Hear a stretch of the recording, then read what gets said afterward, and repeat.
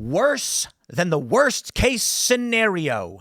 CNBC host hits the panic button as Trump rolls out sweeping tariffs. Ladies and gentlemen, one of the most, if not the most significant move made in the past 100 years pertaining to global trade is Donald Trump's global, and I mean global, tariffs, trade upending maneuver. Trump is putting tariffs on little islands with tiny populations. The ultimate goal, well, there's the overt and the subversive, I guess you might call it. What are the true goals of the Trump administration in this? On the surface, it's very simple. It's time to bring back the jobs to this country, self-sufficiency, and stop playing this game where, I don't know, a BuzzFeed writer makes $100,000 a year and a first responder makes 30 or 40. We ain't playing that game anymore. We are not self-sufficient. We don't make our own medicines. We don't make our own products. It's wasteful. And it's a product of the post-World War II liberal economic order. Which brings us to the second point. Perhaps there is another play with what Donald Trump is doing as it pertains to the tariffs. Crushing the liberal economic order, which has failed and spread a crackpot ideology which is gutting and destroying the West. Is it true what Elon Musk says, that we must win to save Western civilization? Well, for those of you that have actively paid attention to what's going on in the world, you'd see in the UK, oh boy, I don't even know if I want to mention what we know about the UK at this point. What with the attacks, the children being severely abused, and the people who speak out against it getting arrested, we can see all across Europe, except for certain countries like Poland, terror attacks and violence. And you look to the United States, and in order to maintain the psychotic vision of what's called the liberal economic order, the Biden administration and Democrats, I don't want to give Biden credit because I don't think his brain worked, opened up the border, gutted this country, sold off its working class, enriched the billionaires and the millionaires. And the best part about it is they convinced the progressive left, people like Bernie, to root against themselves. If you took Bernie Sanders today and had him debate Bernie Sanders from 10 years ago, it'd be a heck of a debate. Probably would be very similar to Trump versus Hillary Clinton. Bernie Sanders is off the deep end. Trump has issued many tariffs. Now he's calling them reciprocal. The left, liberals, and just generally people who don't like the tariffs are saying these countries didn't put tariffs on us. These are not reciprocal tariffs. They are. There have been many economists who have laid out exactly what Donald Trump's plan is going to be, how he's going to roll out tariffs, how those tariffs are going to affect us, and why he's doing it. And it is not because, some foreign country, Madagascar, for instance, has a 93% tariff. It's because of a trade imbalance where we are being extracted. And Trump says it's time for some barriers to bring back the ability of the Americans to compete on the international market. So, unsurprisingly, international billionaires, corporations, and special interests are furious about it. And so are their stooges in the uniparty establishment, which includes Republicans, largely Democrats. So we've got a lot to break down, my friends, but let me start by saying this. Don't come at me, bro. The unions are supporting Donald Trump's move. Not all of them, but you got big unions coming out and saying, thank you, Mr. President. Now, how does that make sense? Look, I'm not a big fan of the big corporate gang unions, but these are Democrat establishments. They're saying, now the Democrats sold us out and gutted us, and they are for Donald Trump. So I ask Democrats, who do you represent? Yesterday, we had Mark Mitchell from Rasmussen. I've been pronouncing, I say Rasmussen. Everybody else did. But he says Rasmussen polling, one of the most accurate pollsters and precise, as he would say. We had him on to talk about these issues, and he said, well, look, the people who are being affected by this in terms of their retirement accounts tend to be Harris voters. The people who voted for Trump tend not to be people with strong 401ks and stock portfolios. Ain't that something? Yeah. Young people who support Trump. You think these people, like Gen Z's, got a stock portfolio? I got to be honest. I'm going to tell you right off the bat. I do. I have a small stock portfolio. Probably not sufficient enough for retirement or anything like that. I'm losing money, but not so bad because it's just about the investments I chose to make. But I'm not going to cry about it. Right now, when we're looking at these tariffs, there's going to be a direct impact on us here at Timcast. But you know what? When we sell our Boonies skateboards at boonieshq.com, all American made, baby, no change in cost. Then again, Cast Brew Coffee sources a variety of coffee blends from all over the world. So we're going to see what this means for us. For an industry like coffee, I think it's where we get to an interesting criticism. Sure, there's Kona coffee in Hawaii. That's the American growing region. But sometimes there are products that have to be imported. So it'll be interesting to see exactly how the tariffs are laid out and what that means. Because I understand a tariff on general goods, cars, steel, etc. But Guatemala coffee is from Guatemala. I ain't hurting about it, though. I'm generally in favor of the moves that Trump is making, and let's break them down. Before we get started, my friends, shout out to Steven Crowder and the Mug Club. Thanks, Steven, for shouting out the show and for promoting the work that I do to your amazing Mug Club fan base, and to all the Mug Club viewers who have begun to watch the Tim Pool Morning News Show here. I'm your host, Tim Pool, as well as Timcast IRL. It is deeply appreciated, and I will be eternally grateful to Steven for shouting us out and helping support the work that we do. So I'll make sure to say that in kind because, it's not one for one. Steven's a much bigger show with a much bigger audience, and his promoting of my work greatly benefits me. I can't provide the same response, but I can at least shout out because I'll try, right? And so you guys make sure to give Crowder a watch in the mornings when you can. And I really do appreciate it. Before we get started, my friends, head over to castbrew.com. Pick up some Cast Brew coffee and support the show. We've got everyone's favorite Appalachian Nights, Stand Your Grounds. Ian's Graphene Dream sells quite a bit very quickly, so pick it up while you can. But don't forget, for those that want decaf, how about some Sleepy Joe? Sleepy Joe decaf is available. And Mr. Bocus, Focus with Mr. Bocus, our old cat. Rest in peace, Mr. Bocus. Don't forget to also join our Discord server at timcast.com. We just had a big election the other day in Wisconsin, and the Democrats won the Supreme Court judgeship. And the reason is Trump's supporters, they don't turn out after the elections. That's why I'm a strong advocate that we have to be active participants. One of the ways that we've set this up is the timcast.com Discord server. Go to timcast.com, sign up, join us, get in the Discord server, and start sharing your ideas so that you are plugged in all the time and helping make this country better. Now let's get started, my friends. The markets are going crazy. CNBC says it's worse than the worst case scenario. Now, forgive me, but I wanted to start with some chicken littling from the media, as they do. I got a lot of thoughts on this, ladies and gentlemen. And let me just say, pain, I believe, will come. I think it's going to hurt a lot of people. I think we here at Timcast will be deeply affected by this. I have deep concerns over these moves. But I'm going to tell you, this country needs a heavy correction. And I ain't talking about a market correction. I'm talking about a ground-up cultural correction. Let me tell you, we live in a country where there is a guy, 24 years old, 25 years old, and he's trying to find a job. He gets hired to do real work, contracting, construction, plumbing, electrician, whatever it may be. Maybe he's working on a farm. Is that guy getting paid six figures? Of course not. But I'm going to let you in on a secret. Over in these big cities, they will hire some of these entry-level employees, 24 years old, at upwards of $60,000, $70,000, $80,000, $90,000, $100,000 a year. Why? Well, somebody's got to write about Brad Pitt's junk for the 800th time, and that's what they do at these companies because they make money off it. We need a cultural correction. It should not be the case that there are wealthy do-nothings whose only job is to write garbled nonsense on the internet, and they're getting paid more than those who actually build this country and do the hard work. So I explained last night on Timcast IRL.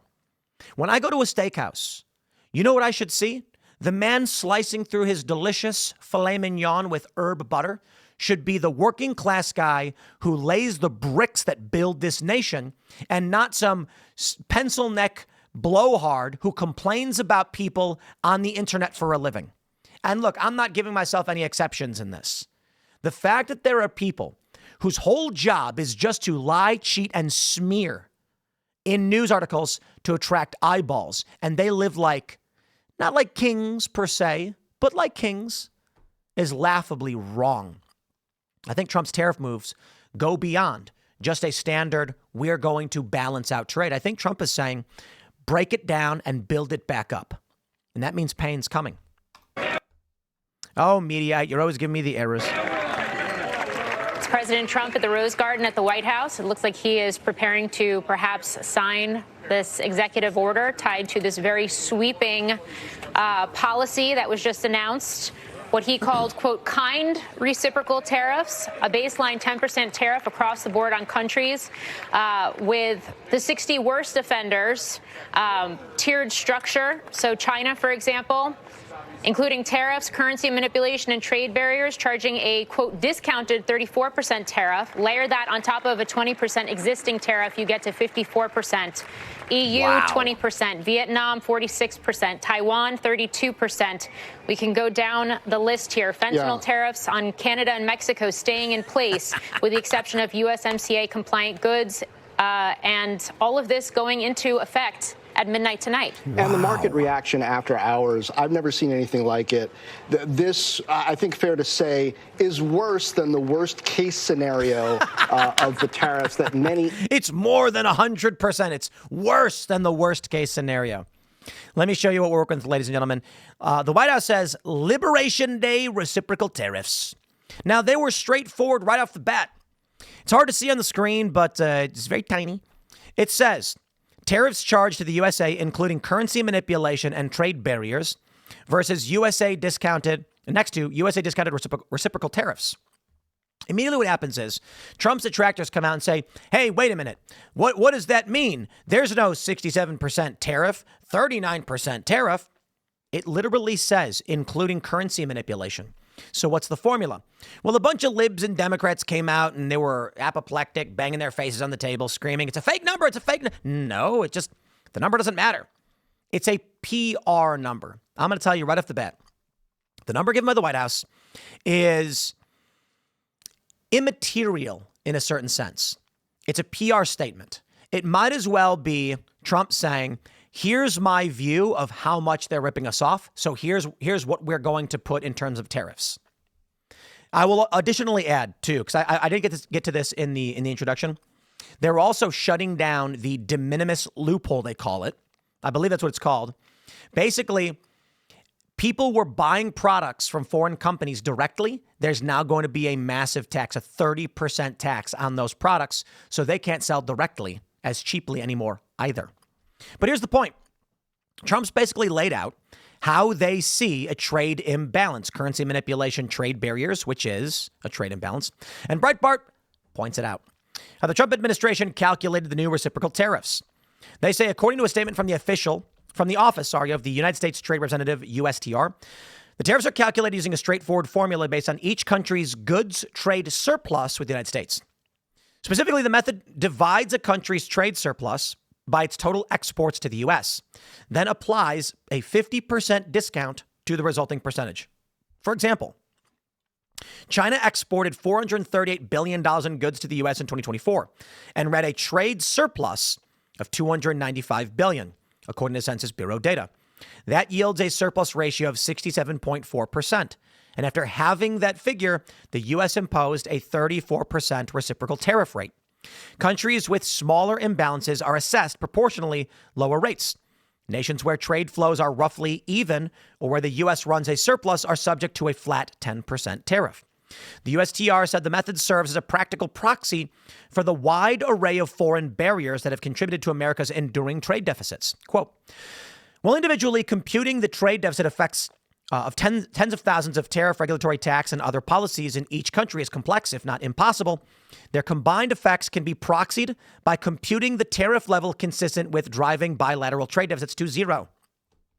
The approach reflects a shift in U.S. trade policy toward results-based reciprocity rather than attempting to match foreign tariffs and regulations one by one. Administration officials noted that foreign trade barriers often include hard-to-measure factors such as regulatory delays, industry. That's how Trump says it. Subsidies, currency policies, value-added taxes, and rebated exports, blah, blah, blah, blah, blah. You get the point. Basically, when they're coming out and saying the numbers make no sense, the White House admin basically laid out how they're calculating these percentages. So, half, right? And you can see that basically applies across the board. Whenever they put a USA discounted reciprocal tariff, they're basically saying, whatever your deficit is, we're going to tariff you at half the percentage of that deficit. Whatever that deficit is. Okay. Now, why are they all screaming it's the end of days? Donald Trump put out the statement, the operation is over. The patient lived and is healing. The prognosis is that the patient will be far stronger, bigger, better, and more resilient than ever before. Make America great again. Well, I can tell you this, it ain't stopping here. Senate votes to rescind some Trump tariffs with GOP support. There are Republicans that are losing their minds. This story from yesterday. There are questions. Can Congress stop the tariffs? There are Republicans. We're all dead. For real? Oh, boy. Media, you're always crashing. Some Republican lawmakers are not sold. In the long run, we're all dead. Short run matters too. Nobody knows what the impact of these tariffs is going to be on the economy. Anyone who says there may be a little bit of pain before we get things right need to talk about farmers who are one crop away from bankruptcy. Indeed. Senator Kennedy of Louisiana and Senator Tillis of North Carolina, they're both Republicans. Let's go straight to the White House where we find our own. Included here in the tariffs, and be it when Rose Garden for any countries that have so much. We don't need to listen to Caitlin Collins on this one. Let me tell you, my friends, it's true. There's going to be some pain. The markets, it's a disaster. Global markets slide after Trump unveils tariffs, which we will revisit some of this. We have this from Bloomberg. European stocks sink as index set for biggest drop since August. And then, of course, we do have the counterpoint from Batya Ungar-Sargon pointing out that what Donald Trump is doing is helping the middle class. I want to play this for you so you can hear it straight from Batya as to how she assesses this as it pertains to the stock drop-off and what Trump is doing. Let's be clear about what we're seeing right now. This market sell-off is Wall Street trying to short President Trump's agenda. They are betting against the American worker. It's utterly despicable. Instead of doing what President Trump is doing, which is saying we're going to invest heavily in our middle class. We are no longer going to be a country in which our economy is an upward funnel of wealth from the hardest working Americans into the pockets of the international global elites. Wall Street is trying to control the president's agenda with this totally anti-American sell-off. And I think it's unbelievable that the president is not caving and that he is standing strong with the agenda that he promised the American people. This is what he was given a mandate to do. And it is so exciting to see somebody actually make good on the promises they made to the American people. Indeed. Well spoken from Batya Ungar-Sargon, who I think she calls herself MAGA leftist. I don't know if that actually makes sense, but she's right. She is completely correct. Donald Trump's interests are not the millionaires and the billionaires. When Bernie Sanders comes out and goes, it's the billionaires running it for the billionaires. It's no, Bernie, you have sold out to the machine state and you are exactly what you fought against your whole life. Just another grifter for cash. Hope that money was worth it, buddy. But let me tell you, my friends, we face here at Timcast because we have Cast Brew Coffee. And so we're going to face some impact of on this. I don't know exactly how the tariffs are going to play out. I am no fan. Let me tell you, I refuse and reject. If we're going to make a product, it's going to be made in America if we can make it in America. I'm not going to make excuses about price. If we can't do it, we can't do it. We'll figure it out. So we have two principal companies. Like we do merch and stuff like this, but we use third parties. The two companies that we have here at Simcast are Boonies HQ, which is skateboards and stickers and shirts and whatever. And then we've got coffee with Cast Brew Coffee.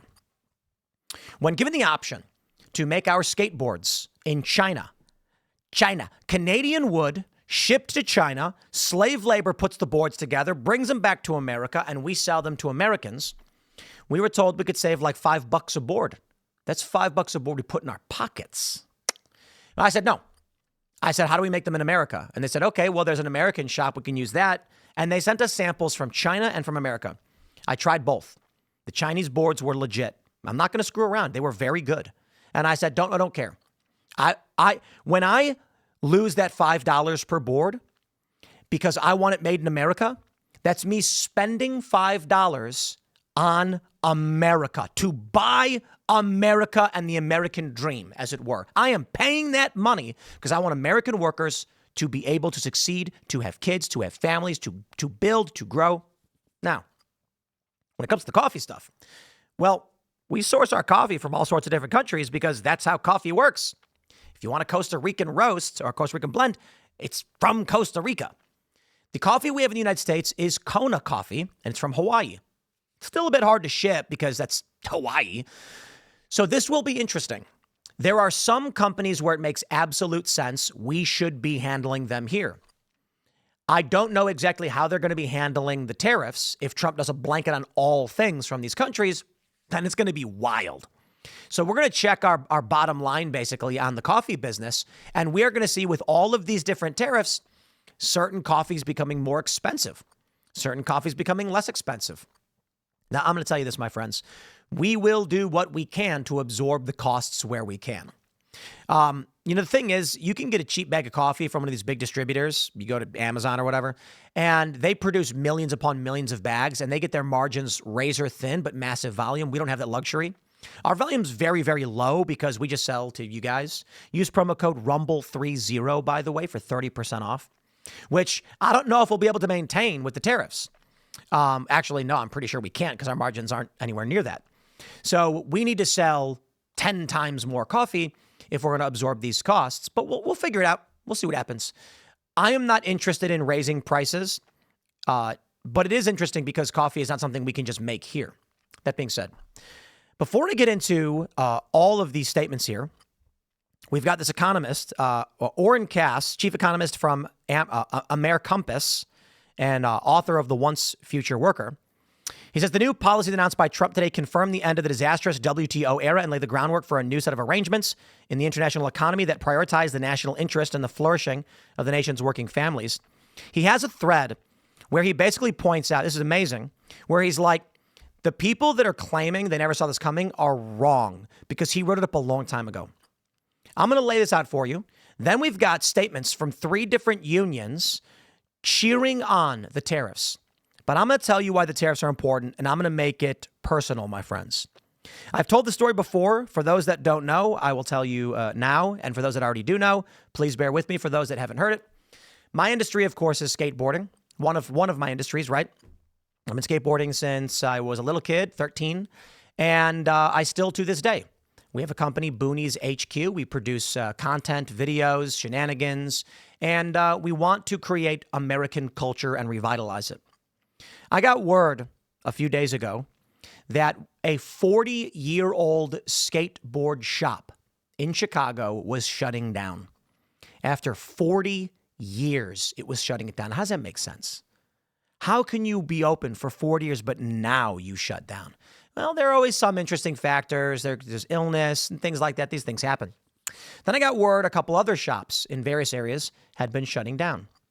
The skateboard industry is dead. But how did this happen? We're talking about an Olympic sport, something that every kid had a skateboard at my age. When we were kids, you had the Tony Hawk video game series. I mean, Tony Hawk's a celebrity, he appears everywhere. How is the industry dead? I'm going to tell you, outsourcing of our jobs. Now look, a lot of people come back to me and they say, Tim, I don't care about skateboarding. You're stupid. If you are not going to hear what this means for this industry and understand that it applies to so many others, that's your problem. Okay? The reality is this. I can relate to you an experience that I am dealing with right now in the industry.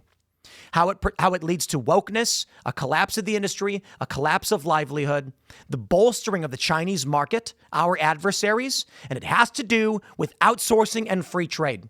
And these these libertarians are like, but graph go up. Graph go up, who cares? Let me tell you about graph go up. At a certain point, many companies trying to turn a bigger profit when they're already making tons of money said, we can employ American workers to manufacture boards, to promote the boards and sell to the American user base, largely teenagers, younger folks. The parents will buy it for their kids. Usually you're selling to mom. Mom buys it for her kids. She wants her kids to have a toy. Those kids grow up. They get interested in the actual core of the sport. They develop it. It becomes an Olympic sport. What happened? Back in the day, some guy working in a wood shop makes a skateboard. They have demos in the park. There's a very famous photo from the 60s of a woman doing a handstand and of a guy in a suit riding a skateboard in Central Park in New York. It's a fledgling industry. Everybody gets excited. What happens? There's a boom. They start selling more. They start selling more. They are traveling around the country doing marketing demos. The men and women who work in these shops doing the woodworking come home and show their kids. Their kids get skateboards. Their kids ride the boards. The culture expands. One day, a guy comes in and says, we've just rolled out free trade. You can now have Chinese peasants produce the boards instead, and you will save $5 per board. The companies all said, wow, think about all of the extra money we will have. We are going to increase our margins. And they did. And what happens? The U.S. manufacturing shops lay off their workers. The workers no longer have jobs and can't feed their families and try and find jobs elsewhere. The kids no longer skateboard. There's no longer any money in the country from these shops or interest in doing these demos. Effectively, the ultra wealthy started to extract what little was left of the culture and the industry over a long period of time. And it's fascinating. In 15 years, we went from seeing multi-millionaire skateboarders and a massive multi-billion-dollar industry to a complete collapse in 15 years. Thank you, manufacturing our skateboards overseas or in Mexico, and they cheer for it. Now apply that to literally anything else where it makes sense. This is American rock maple, North American rock maple. It's made here in the United States. It's sourced in the United States and then sent to China. Why not do it here? The guy who runs the company said, I can make more money. Well, guess what? Now he's broke. Why? There's no one left to sell anything to because the culture was gutted.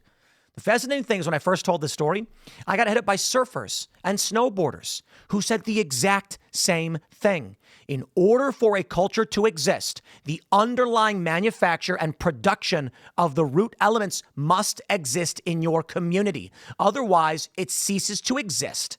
And you have cut the flower from its root, as Dennis Prager points out, and it looks pretty for a while and then dies. And that's what they have done with this WTO, this NAFTA. I'm not a big fan of the USMCA either, but Trump's trying.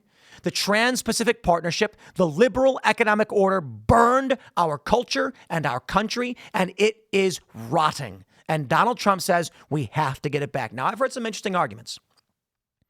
One economist posted on X saying, just because you could bench 300 pounds when you were in your 30s doesn't mean after 50 years you can still bench that much weight.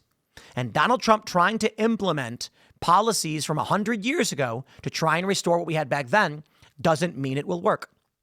Perhaps. But I don't think Trump takes these actions lightly. Now take a look at this from Oren Cass. He says, if you don't like what Trump did on reciprocity, that's fine. But if you're claiming it's indecipherable, you're not trying very hard. In February, in Understanding America, I explained exactly how this might look and why. He says, quote, some analysts have taken the threat of reciprocal tariffs to mean literally holding a mirror up to the tariff regimes of other countries. There's no reason to believe that's what the administration is pursuing. Trump's orders indicate a desire to assess the extent of imbalance in the market access between the U.S. and each of its trading partners and then use a tariff to counteract it. This approach has two important implications. First, the focus is not only or even mainly on tariffs as a source of imbalance. Second, the trade deficit with the country may serve as a proxy for the level of imbalance in trade policies and the level of reciprocal tariff. 5. He says, this is going to drive economists bonkers because there are also perfectly legitimate reasons unrelated to trade policy that two countries might have an imbalanced trading partner relationship. But that's a theoretically valid critique with little practical purchase. He says, and again, this is from February, if one sees all that as a problem, as even economists are grudgingly admitting they must, then responding with tariffs and calibrating those tariffs to the size of the imbalance is a quite coherent approach. Completely agree. Now, what's fascinating is the argument is that Trump's doing all this for the millionaires and the billionaires, right? That's weird. I got 3 unions that have stepped up and said, thank you, Mr. President. Rapid Response 47. National Electrical Contractors Association applauds President Trump's leadership on tariffs and the impact on the electrical industry. Wow. They write, the National Electrical Contractors Association applauds President, this is NECA, applauds President Donald J. Trump's strong leadership in addressing critical national priorities, including strengthening American manufacturing, securing our borders, and revitalizing our economy. As an association representing thousands of electrical contractors nationwide, we share his vision for a more resilient domestic supply chain and a thriving workforce. At the same time, NECA remains mindful of the potential impacts that the newly announced tariffs may have on the electrical construction industry. With the global supply chain integral to our work, increased costs on key materials such as copper wiring, transformers, work vehicles, and electrical products could pose challenges for contractors, project timelines, and infrastructure development. That said, we appreciate the administration's efforts to support American businesses and are encouraged that several key materials critical to the electrical construction industry, such as copper, semiconductors, steel, and aluminum, are not subject to these new reciprocal tariffs. Ensuring access to these essential goods at competitive prices is vital to the success of our contractors and the broader economy. We also have NCBA, a statement from the National Cattlemen's Beef Association. They say, today, the National Cattlemen's Beef Association Senior Vice President of Government Affairs, Ethan Lane, issued a statement after attending President Trump's reciprocal tariff announcement. For too long, America's family farmers and ranchers have been mistreated by certain trading partners around the world. President Trump is taking action to address numerous trade barriers that prevent consumers overseas from enjoying high-quality, wholesome American beef. NCBA will continue engaging with the White House to ensure fair treatment of America's cattle producers around the world and optimize opportunities for exports abroad. Here's UAW. In a victory for auto workers, auto tariffs mark the beginning of the end of NAFTA and the free trade disaster. Bravo. Absolutely amazing, man. Absolutely amazing. Now, look, they're not all just coming out and saying the tariffs are the perfect thing, the best thing ever. What they're saying is Trump is actually trying to address their needs and concerns. So I got to tell you, my friends, when the left comes out and cries and screams and says it's a bad thing, it's the apocalypse, I can only tell you this. It's quite strange that the worst of the worst are all angry. I'll tell you what I think. I think we're in for some hard times. I think it's a reality. I think y'all better accept it. You know what? We are men of action. And that means when Donald Trump says, strap in, boys, it's going to get hot, we don't cry and say, but can't we just sleep on the beach instead? I'd like to explain to you the two distinct worldviews that we're having here. There is a clear and obvious problem. Dare I say a clear and present danger to this country in these trade deficits. We have a fractured manufacturing base that is eroding. We have a loss of the middle class. We have a generation in Gen Z that struggle to buy homes if they can get it at all, or even find a job, a mass influx of illegal immigration and criminal gangs, the funding of these individuals' lives at the expense of Gen Z. This does not work, and it must be fixed. So what do? Well, look, I'll say this. There are those who understand honor, nobility, and loyalty. And that is, while Donald Trump can be a bit of an erratic guy, I am willing to stand firm and say, I have made my choice in November, and I will see it through because I am not a whiny baby. That means we're going to see what happens with Trump, trust him to take action, and we will grin and bear it. But there, again, two worldviews. Imagine there is a bridge over a 200-foot drop into raging rapids and jagged rocks, and it's made of rope. There are those of us that say, this journey will be perilous, but it must be done. And then there's the others who are saying, it's pretty comfortable sitting right here on the rock and not going anywhere. I give you this, my friends. Imagine dear Samwise and Frodo Baggins had they decided that the Shire was so comfortable and safe that they would just stick around. Why go to Mount Doom, right? Oh, I know it's a silly analogy. Once again, Tim's citing movies and comics and things like that. But there's a reason we tell these stories. For those that don't know the Lord of the Rings, the One Ring was going to cause a lot of problems. And there were ring wraiths, and they were going to kill everybody to get it. And then the Dark Lord would rise and destroy Middle Earth or whatever, but I don't know. The point is this. The stories we tell and inspire young people with are often about someone abandoning their comforts, being thrust into danger, and facing it head on. So who are we? Do you choose to be sitting in the desert, knowing you will die of dehydration, saying, I can sit right here and I'm comfortable? You'll certainly die. Or are you going to say, I will take the perilous journey and try and survive? That's what we're dealing with right now. If we stay on course for exactly what we're doing, we're doomed. If we want to fix it, it's going to be a perilous journey. So either grow up, face the problem head on, or lay down and get out of the way and let us deal with it. In this story from QZ, 42% of Americans support tariffs despite rising prices, exec says. Indeed. Sean Cassidy, CEO of DKC, appeared on the New York Stock Exchange TV to break down the challenges businesses face in explaining tariff-related price increases to consumers. My friends, let's play this video. Before we do, again, smash that like button, share the show with everyone you know. Castbrew.com, promo code RUMBLE30, 30% off everything. I think we might actually be losing money doing that. I don't know. But we did it anyway. Well, I'll have to check to make sure we're not losing money doing that.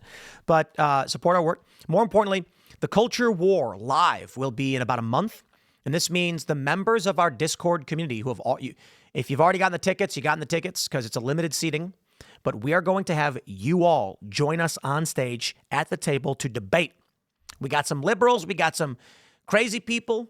I think Alex Stein's going to be there. I don't know if we asked him yet. We might have, but we want him there because it's going to be entertaining.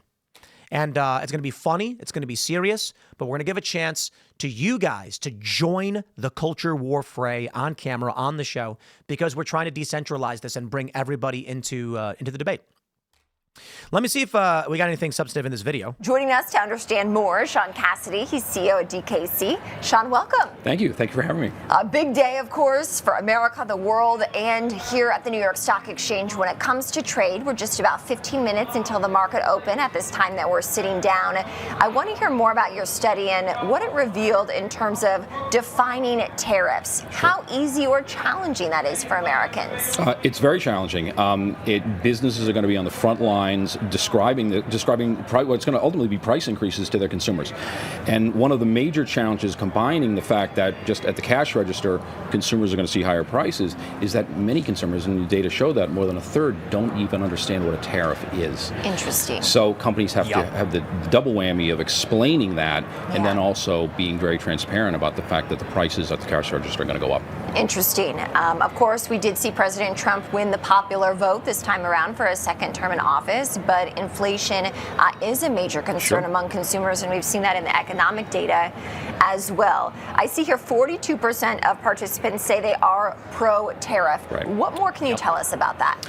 Well, one, I think a lot of that is linked to the fact that a significant portion of the consumer population does not understand what a tariff is. So if you have a popular candidate, you're going to, a lot of people who don't understand what the impact of tariffs are going to be are going to go along with that candidate. So some of it may be that. It's also, I think that there's an America First sentiment that a lot of people believe that may change very clearly when folks start to notice that the prices at the cash register are going up and should inflation follow. So ultimately what I wanted to grab with this one is exactly that. Two important distinctions. 42% of Americans support tariffs despite rising prices. When we had Mark Mitchell on the other day, he was pointing out that people largely trust and support Donald Trump. And that is what's important here. This guy might say, look, a third of people don't even know what tariffs are. That's what Mark told us. He said, people don't know. So when you ask, do you support it? A third says yes, a third says no, and a third says, I don't even know what's going on. There's a big challenge. However, what you find is that people are saying, you know what? I trust Donald Trump. I trust the guy. We have seen disastrous policy from Democrats for too long. Donald Trump, please get in, fix it. Take a look at this. Large majority of Europeans support retaliatory tariffs against the U.S., poll finds. Survey shows between 56 and 79% across 7 countries in favor if Trump introduces Liberation Day levies, which, you know, he did. So I guess trade war it is. Now, this is where it comes straight to you guys. This is the major online loophole that I believe they call the de minimis loophole. Yeah. Check this one out. This is where it gets really important. Guys, I don't know that Trump is right. What I do know is I made my choice. You are allowed to criticize Donald Trump. You are allowed to criticize administration. That was always the case. We don't live in a world where you have to align 100% with a man if you want him to be president, because we are a representative democracy. We choose the best we can. Donald Trump has some ideas on tariffs I really, really like. This broad stroke international tariff thing has me a little worried because I know that it means prices are going to go up and people will hurt. I don't know what's going to happen for us and how we handle this. We've got 30 to 40 staff members. They're going to be hit by this as well. And the question is, do we have the resources to cover the costs? It's going to get interesting. That being said, I stand behind my decision. I voted for Donald Trump. I will see this through. And whatever comes of my decision, I am a man and I will accept those consequences. That's what it means. Donald Trump signed an executive order as part of his Liberation Day plans that charges a 30% tax on orders under $800 from foreign retailers. A move that could change the face of online shopping forever. Now, a jittery Wall Street is bracing for chaos Thursday morning as U.S. stock markets open for the first time since Trump unveiled the higher than expected tariffs. Initially overshadowed by the broader tariff announcement, an executive order that closes what's known as the de minimis loophole, a century-old trade law that allows imports valued under $800 to enter duty-free, provided they are shipped directly to individual buyers. Shutting down this exception could be the death knell for companies like Shein and Temu, which rely on direct shipments from China and Hong Kong that allow them to bypass U.S. import fees. I also just want to mention, you know, when you come into the international terminal at an airport and they have the duty-free section? Maybe not so much duty-free anymore. We'll see. Under the new rules, imports valued at $800 or less will now face either a 30% duty or a $25 per item fee, with that rate set to double to $50 per item after June 1st. The impact will be huge. U.S. Customs and Border Protection processes over 1 billion de minimis shipments per year, with Shein and Temu alone accounting for nearly 600,000 packages daily. More than 90% of all packages coming into the U.S. now enter via de minimis, making this one of the biggest shakeups to online shopping in years. I think, didn't Temu drop like some ridiculous number? What is that? I don't know. Someone mentioned that, but I'm not entirely sure. Temu's stock price? Dow Jones is falling. It is what it is. Trump explained in the order that ending the exception is meant as a way to combat China's role in America's synthetic opioid crisis. The president initially got rid of the loophole in early February before making a quick U-turn after shoppers had complained they were already feeling the pain of his new rules. However, the delay was only so the Commerce Department can confirm procedures are in place to process them and collect tariff revenue. Chinese companies had been increasingly taking advantage of this rule prior to Trump getting rid of it. Chinese exports of low-value packages jumped to $66 billion in 2023, up from $5.3 billion in 2018. The reclosing of the loophole means prices will rise for Americans who buy $5 shirts, $10 lamps, and $20 shoes on direct from China shopping sites. Retail experts say that regular U.S. retailers like Walmart and Amazon, who ship items from domestic warehouses, face a disadvantage compared to their rivals who ship items directly from China and avoid various import fees. I want to tell you guys something. You've heard quite a bit about China buying up American farmland and American property throughout the country. How do you think they do that? It is the fault of these loopholes. It is because of the expansion of technologies, communication technologies, which makes this easy. Let's go back in time, my friends. You ever see one of those open flags? Let me pull up a picture for you. Let me get this is a open flag, they call them. Here we go. Let's grab an image here of just some random. Here's a good one. How interesting. All right. Let's go back in time. You seen one of these before? Open. I see them all over the place. And I said, that's funny. That's the Dutch flag. And so I was walking with my wife and I said, I know why we use Dutch flags to say open. How much you want to bet during the colonial period when these various countries were coming to the New World, the Dutch, who were merchants known for high seas trade, they came to this continent and they would set up trade outposts and fly the Dutch flag. Other individuals from other countries would see that flag, and it eventually came to represent, hey, That's a market. I can buy stuff there. And that is exactly what happened. The Dutch flag was constantly flying over trade posts. People knew that you would buy things at these places, and it evolved. Eventually, people didn't know it was the Dutch flag. They were just like, hey, look, a market. And that flag now represents being open. So when we're looking at this de minimis loophole and what's going on with China and the exportation and how they're buying all our land, go back in time, China could not sell cheap shoes to Americans because the Americans couldn't ask them for it. So what they'd have to do is say, someone needs to take the shoes from us and then sell it to the Americans. A company would then handle the principal import, which would face a tariff. Then they'd be at a marketplace where they would sell to consumers. These are imported goods. We handle them. Nowadays, with fast as light communications, people go online and send a message instantly to that company, who then fills it out and hands it directly to the postal workers in their country, who send them to you. No longer do you need the importer or the middleman. This created a massive loophole where China is buying from the United States. But here's the problem. This means they're taking U.S. dollars in that they can spend and have us do labor for, but we are not actually producing anything. It is an imbalance which results in an extraction. Meaning, if the American people don't make stuff, let's just lay it down very simply for you. If the American people are not making a product, for what could the Chinese companies buy? Why? If a dollar represents a debt, and the idea is a Chinese company sells you a $20 pair of shoes, now they have $20. What are they going to do with it? Americans don't make anything. Are they going to buy nothing? Are they going to buy advertisements on BuzzFeed? No, they're going to buy up our real estate, and that's what they've been doing. So to all the people who are saying, why aren't they doing anything about it? This is exactly how you do. There are many stories. If you guys follow Yellowstone, great show until, the last season. It's about this massive, massive acreage ranch.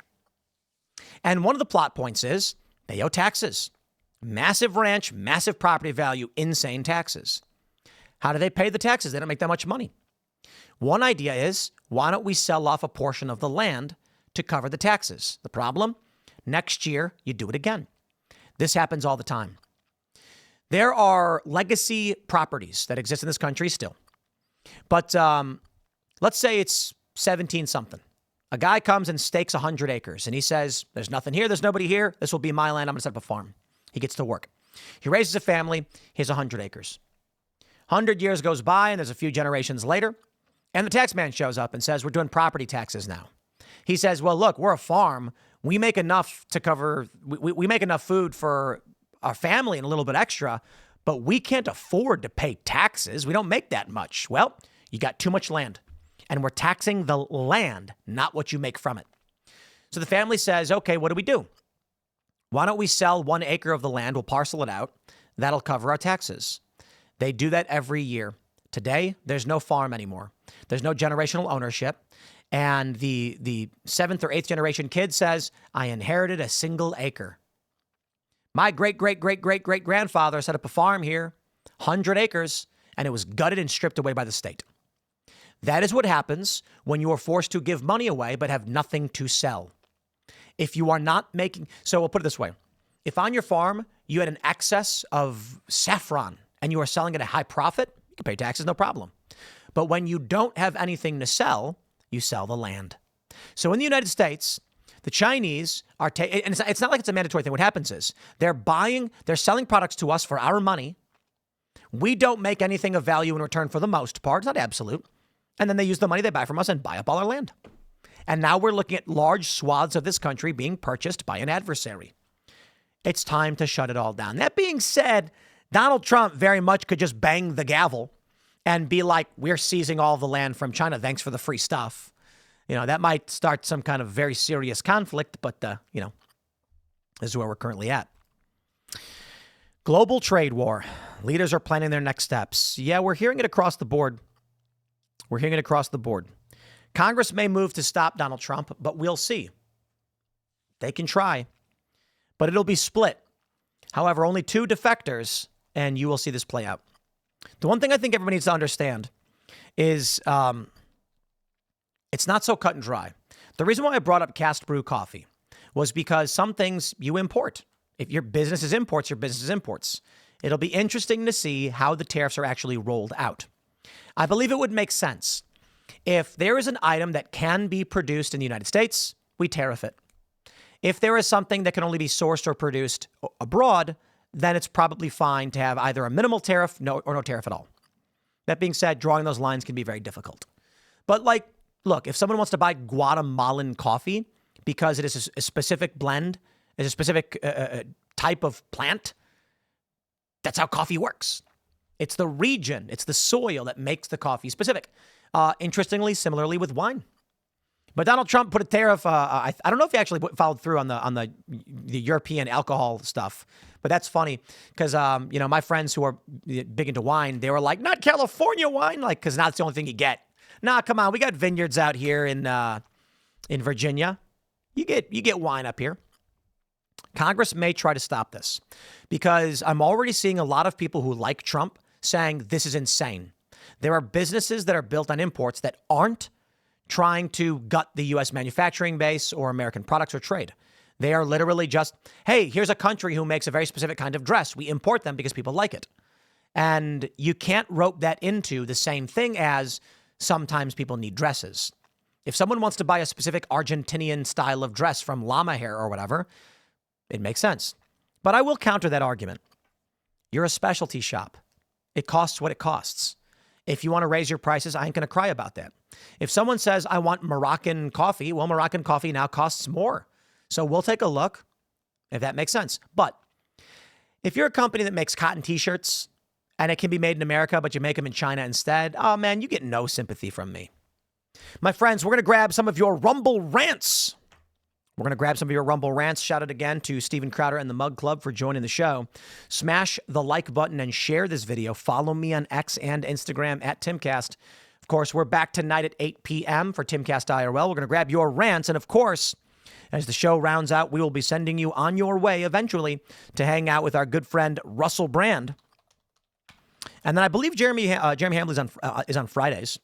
But Russell Brand starts at 1 p.m. So for the time being, let's grab some of your chats and comments and have that conversation. Liberate says, the lineup has allowed me to listen to both you and Crowder. Now you don't have to watch one live and one on VOD. So happy you're a part of the lineup. It's an honor and a privilege. My morning show is now one of the biggest live streams in the country. I think, in the last week, Rumble has had 11 of the top 15 news live streams. Nuts. And I think in terms of all live streams, it was like 5 out of 15, like 5 out of 10 or something crazy. Dan Zoom says, Tim, please tell us what hotel to stay at for the Culture War Event 5-3. So we don't need a car, need to book my trip. Also, can Raymond G be the MC? Taylor's ex-wife. I'm going to have to confer with the team because I don't even know the location. We have so we had two options. Do we want to do a big explosive thing or do we want to do a small thing? And we opted for small. I'm usually not one to go small, but I trust the team and said, we'll roll with it. Let's keep it light. We'll try it out. And so what we are doing is going to be really interesting. The ultimate goal with the Culture War Live for me, don't tell my wife, I'd like to do it every Saturday. Every Saturday night we are live at a hangout. That being said, I don't know if that's possible. But if I did, it'd allow me to do my Friday morning shows alongside, because I do Monday through Thursday for the live and then Friday is Culture War. We would do Culture War Saturday and then I would do Monday through Friday all content, which would be, I'd like to do that. But we'll see. So it's a small studio/venue. We can seat about 40. Hopefully, if it works, and once we figure out the nuts and bolts here, I'd like to find a bigger venue. But understand this. Some of the venues we looked at, they're like $30,000 for an event like this. And we are like, whoa. So if we really want to make it happen, we're going to try it small first and make sure we can get it down and get it right. But it'll be fun. So again, go to timcast.com, click join us, join the Discord server, and get involved. To access the higher tiers of the chats, we have gated the Discord. We had to because far leftists were abusive and harassive and trying to cause harm. So it's either you have the basic chat room for $10 a month. After 6 months, you get full access upgrade. And then for $25 a month, you bypass everything.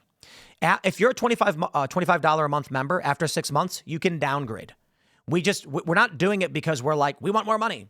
We did it because people were coming in and trying to destroy the whole thing. And it's not a perfect solution. I really don't know how you solve for these problems. Far left wackos and weirdos and trolls, and not even necessarily the far left, were like, how can I burn this down? And we were like, we need to keep these people out. But how do we do it? So we needed some kind of gate. So we said, time? No, we can't do time because there's good people who want to come in right away. And we can't bar everybody. Said, okay, well, money? No, that's not fair because then we're just making it too expensive and cost prohibitive. So I think it's 6 months. It might be 3. I'm not sure, but it's unfortunate because this is why, they say this is why you can't have nice things. Help my country is being literally, I can't, literally not figuratively. Sam Cedar was an absolute clown on the PBD podcast this morning. What a grifter. You should tell me what he did. I don't know what he did. I will say this of Sam Cedar. Guys, it's remarkable that we live in a country where people watch this kind of stuff because Sam Cedar. Oh, am I streaming on the wrong channel? I am streaming on the wrong channel. I didn't even realize. Well, these things happen. Sam Cedar. I can't believe I streamed to the Timcast IRL channel. Well, these things happen. Sam Cedar doesn't Google search things. We had this conversation about deontological moral worldviews versus utilitarian, and he didn't know what it meant. And I couldn't even explain it to him because he's too pompous. It's been almost a decade, and he did another debate where he was like, I don't know that. I don't know, bother myself with those things. And it's like, bro, these are like 18-year-old. Like when you're 18, you learn about these things. It's like your first year of college if you go to college. In fact, maybe when you're 17 and you're in high school, they talk about these things. Yikes. Yeah, I just realized I'm streaming on Timcast IRL. Whoops. Uh-oh.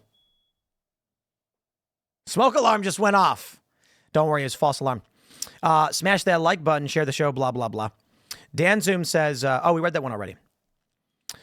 Desert Army Man says, I said yesterday Rumble had been blocked on government devices. I think it may have been a rogue IT employee as it was unblocked towards the end of the day. Interesting. Copium Poppy says, just a reminder to check out our new EP available with merch at Copium Poppies. If you like bands like Tool, Nine Inch Nails, Manson, Alice in Chains, The Mars Volta, and other weird-ish, you may enjoy. I indeed am a big fan of those. Seven Legion Studios says Indiana was hit with tornadoes last night. Home's fine, but power's still out. Help out and get a great comic by ordering Seven Legions issue 3 on Amazon or issues 1 and 2 from InkSlayerEntertainment.com. Very cool, man. Thanks for the Rumble rant. Let's see. Booty Juice. Tim Pool's attempt to revive brick and mortar and face-to-face is absolutely commendable. I see people bitching all the time about it, but Tim is actually doing something about it. Well, what I'll say is, holy smokes, we're trying. But dang, is it hard. We do have moves happening with the Cast Brew franchising and stuff. It just takes a millennia to do. So we have hundreds. I think. Well, I'd say this for a fact, over 100 location requests, and we've been going through individuals who want to open up their own Cast Brew locations, and a few look like they're kicking off soon. We're in the process. I think we're on the process of one, so that'd be really, really cool. As for trying to get it all back in person, it's really tough because, man, I was talking with the Boonies crew and I was telling my guys, we're all in our 30s, ranging from early 30s to late 30s. I don't think anyone in the Boonies is over 40, but I was like, guys, we're old. Like, where are the young dudes who are going to lead this charge and produce this content after we are done? And it's like, dude, young people don't do this stuff anymore. So one thing we are looking for with the Boonies is some youth energy. That is not to say that, and it's really interesting. We are looking for young upstarts who skate. We're looking for people to sponsor. But again, clearly, we do not discriminate on the basis of age because everyone here is old. And in order to remedy that age diversity problem, we need younger people. And I'm like, we need people who can inherit this. You know what I mean? It's tough. I'll have to make sure the next time I do my live stream, I don't accidentally put it on the Timcast IRL channel. I don't know if that's bad or not. Maybe it is. It's not going to be on the, I don't know, whatever. I don't know. All right. CC1980 says, Tim, you are not old. Look, for professional sports, oh yeah. Captain Issue says, Tim, you should follow Amy Meck on X about Epic City and other Islamic settlements popping up here in Texas. Express purpose of the settlement is to implement Sharia in Texas and the U.S. Callison says, hey, Tim, question. How does one get their name out on Rumble? Just upload and hope? I have some pretty big ideas for something I'm not seeing out there. God bless you. I don't know about Rumble. What I would say is join the Timcast Discord server. Get active in the community. We host several of the individuals from our community. Shout out to Roman Nation, the Quiet Part podcast. We have brought these individuals on Timcast IRL because we are trying to build a sphere of influence with more voices. So what we're doing with Culture Wars, we have this a handful of people. They're smaller personalities in terms of follower count, but they're good at what they do. And we want to create a bigger and better network. And so this really works out because bigger leftists and liberals won't go on shows. Conservatives do it every day. It's easy. Smaller liberal personalities are hungry and they're willing to engage. And so we get that. So it's worth it. So I would just say, join the Discord server and get involved. My friends, it is time to join our good friend, Russell Brand. We're going to raid the Russell Brand channel right now. Send everybody on your way. Confirm raid. Let's get it. Let's go. And Russell is currently live right now talking about Elon Musk. So it's going to be fun. Make sure you go check out his channel. I'll post the link right now. All right. If you're on Rumble too, just I will say this. Make the content. Because one thing I'm going to do is when we wrap Timcast IRL every night, once we finish the free portion, we're going to raid someone live on Rumble. And so that we can support these newer and smaller creators and give them an opportunity as well.